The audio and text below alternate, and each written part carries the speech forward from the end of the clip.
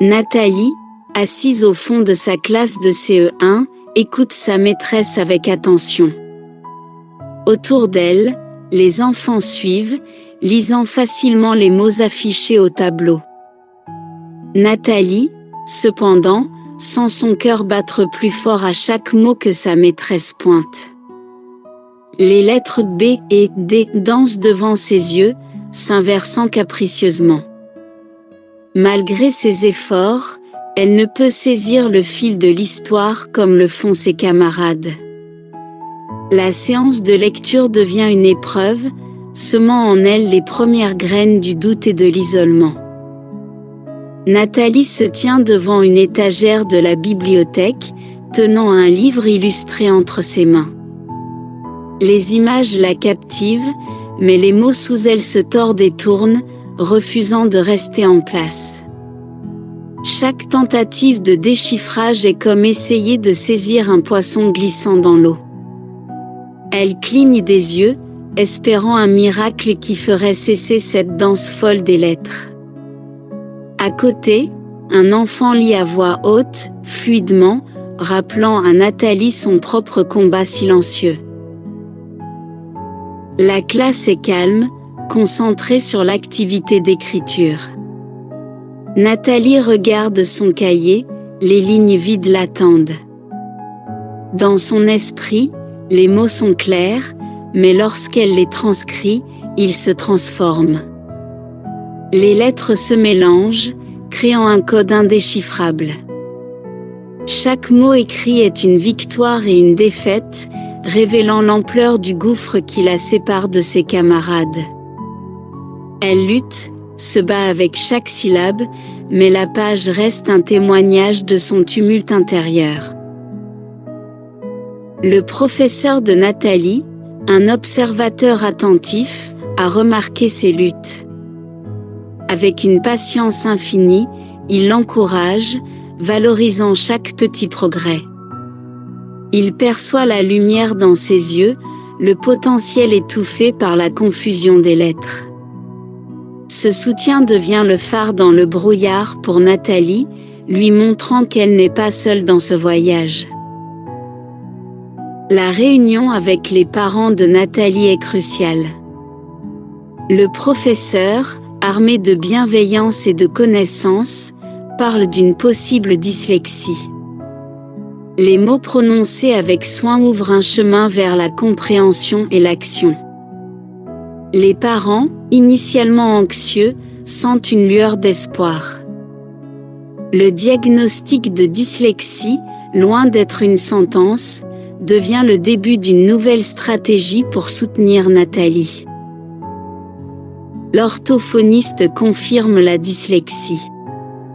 Cette confirmation, loin d'abattre Nathalie et sa famille, les arme de compréhension et de détermination. Un plan est établi, mêlant exercice et jeu, visant à renforcer les compétences de Nathalie. Chaque session est un pas en avant, petit mais significatif, sur le chemin de la confiance retrouvée. Les séances d'orthophonie deviennent le terrain sur lequel Nathalie reconstruit son rapport aux mots. Avec des outils et des stratégies adaptées, elle apprend à naviguer dans l'univers des lettres autrement. Chaque progrès est célébré, chaque difficulté, un défi à surmonter. Nathalie commence à voir les mots non comme des ennemis, mais comme des énigmes à résoudre. L'ordinateur et ses logiciels deviennent les alliés inattendus de Nathalie. Grâce à eux, elle peut écrire sans la peur constante des erreurs orthographiques. Les corrections instantanées et les suggestions lui permettent d'exprimer ses idées librement, découvrant le plaisir de la création sans les entraves de la dyslexie.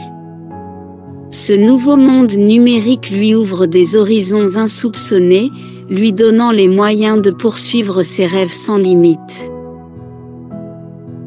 L'arrivée des livres adaptés aux dyslexiques dans la vie de Nathalie est une révélation.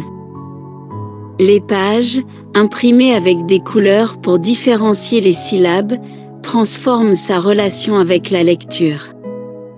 Ce qui était autrefois une source d'angoisse devient un plaisir, une exploration.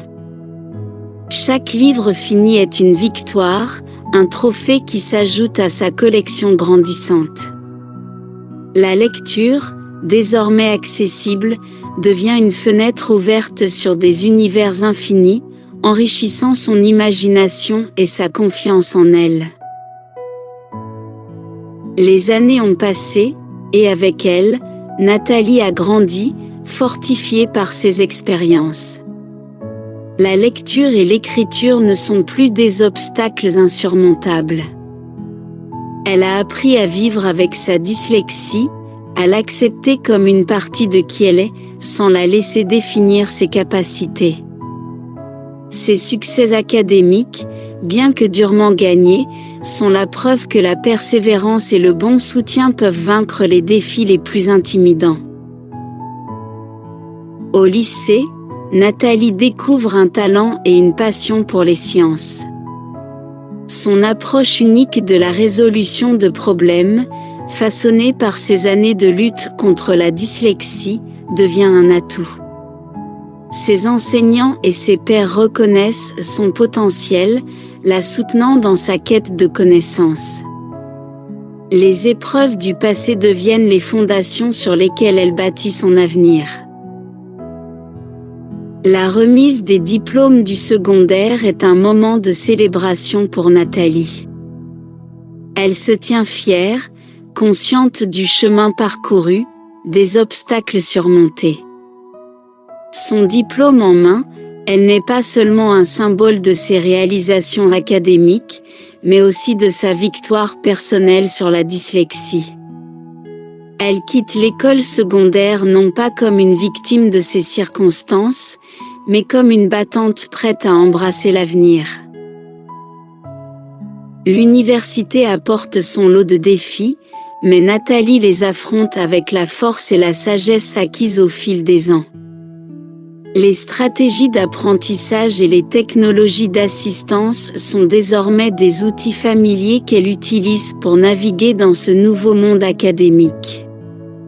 Chaque succès renforce sa conviction que la dyslexie, bien qu'une partie de son histoire, ne dicte pas son avenir.